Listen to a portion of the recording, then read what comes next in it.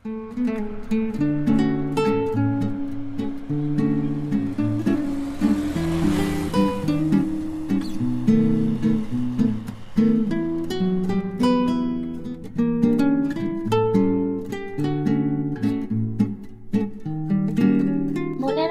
දිස්ත්‍රික්කයේ තිබෙන ප්‍රදේශයන් ලෙස මෙම කුඹුක්කන හඳුනාගත හැකි අතර මේ කුඹුක්කන උපතැපැල් කාර්යාලය අසල පිහිටි කිරි එකතු කිරීමේ මධ්‍යස්ථානයයි.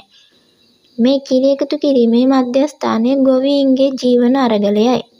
අපි ඉතින් මේ ආයතන දෙක තුනකට කලින් කිරි ලබා දුන්නා. ඒකකින්වත් අපිට හරි මිලක් වැඩ දෙන්න තියෙනවා. මේ චෙලු ආයතනින් අපි ඒක තෝරගත්තා. ඒක ප්‍රතිලාභෙම දෙනවා.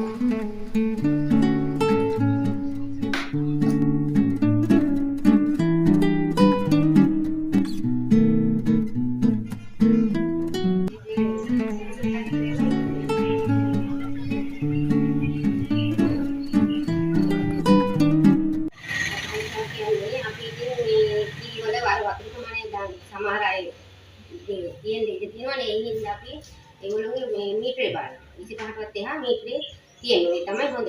සිතන තරම් ලාභයක් නොමැතිවත් ඔවුන්ගේ ව්‍යාපාරය ඉතාමත් සෞඛ්‍ය ආරක්ෂිතව සිදු කරගෙන යයි.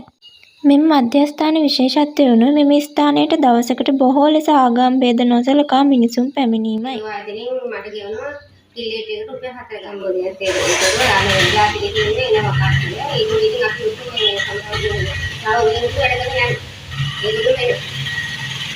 ජාති ආගම් කුල භේද නැතුව හැමෝම එකතු වෙලා මහන්සි වෙනකොට තමයි රටක් හදෙන්නේ.